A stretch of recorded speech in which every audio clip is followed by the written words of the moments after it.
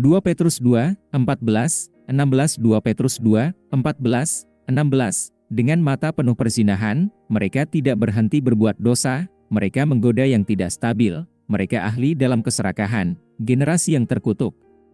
Mereka meninggalkan jalan yang lurus dan menyimpang untuk mengikuti jalan Bileam, anak Beor, yang mencintai upah kejahatan, tetapi ditegur karena pelanggarannya oleh seekor keledai, seekor binatang yang tidak bisa berkata-kata, yang berbicara dengan suara manusia, dan yang mengekang kebodohan sang nabi. 2 Petrus 2, 14, 16. Cara Bileam berbeda dengan mereka yang lahir dari Allah yang dikatakan, tidak seorang pun yang lahir dari Allah akan terus berbuat dosa. 1 Yohanes 3, 9a. Ini berlanjut dalam gaya hidup dosa. Di gereja mereka mengingini pasangan orang lain. Ini menyingkirkan orang-orang yang tidak dewasa, seperti yang ditulis Paulus, saya khawatir, karena hawa tertipu oleh kelicikan ular, pikiran mereka entah bagaimana dapat dialihkan dari pengabdian mereka yang tulus dan murni kepada Kristus.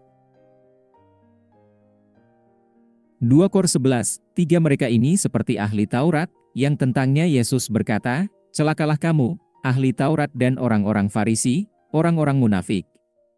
Kamu membersihkan bagian luar dari cawan dan pinggan, tetapi di dalam kamu penuh keserakahan dan pemanjaan diri. Matius pukul 23.25. Seperti yang juga disebutkan Yudas, mereka terburu-buru mencari keuntungan karena kesalahan Bileam, gembala-gembala yang hanya memberi makan diri mereka sendiri. Yudas 1, 11, 12. Situasi dengan Bileam pada dasarnya adalah seorang nabi yang telah menjual diri, mengambil uang untuk membuat nubuatan yang bertentangan dengan kehendak Tuhan. Tapi pantatnya sendiri memarahinya.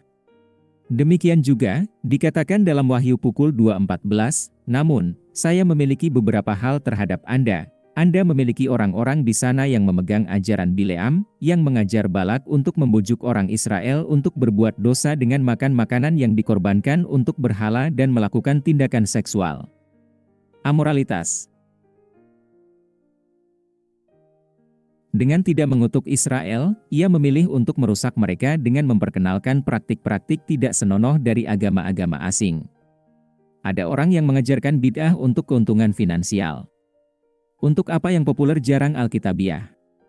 Jadi, untuk mengoptimalkan keuntungan, mereka mengajarkan apa yang ingin didengar penduduk. Bahkan, Paul menyarankan para guru untuk menghindari bayaran, yang antara lain akan menghindari mempertanyakan motif seseorang. Budak kebobrokan 2 Petrus 2, 17, 19. Orang-orang ini adalah mata air tanpa air dan kabut yang dibawa oleh badai. Kegelapan paling gelap ada di depan mereka.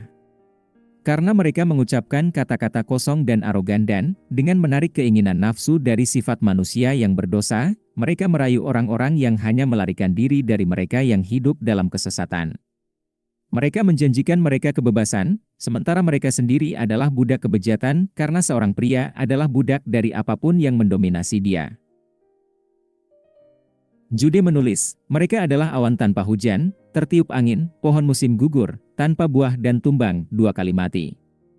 Yudas pukul 1.12. Karena seperti awan tanpa hujan, mata air tanpa air, mereka tampaknya menjanjikan kebebasan, tetapi tidak ada hasil darinya.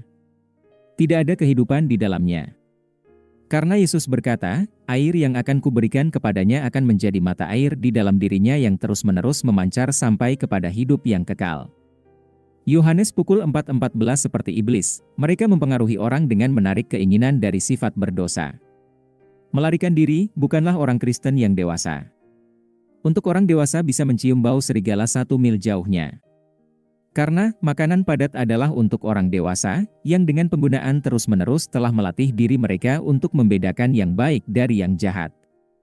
Ibrani pukul 5.14. Salah satu jenis guru palsu adalah mereka yang mengubah kasih karunia Allah kita menjadi izin untuk perbuatan amoral. Ini adalah mereka yang melihat penerimaan ketuhanan Kristus sebagai pilihan. Kebebasan di dalam Kristus bukanlah kebebasan untuk berbuat dosa, tetapi kebebasan dari dosa. Setiap orang yang berbuat dosa adalah hamba dosa. Yohanes pukul 8.34.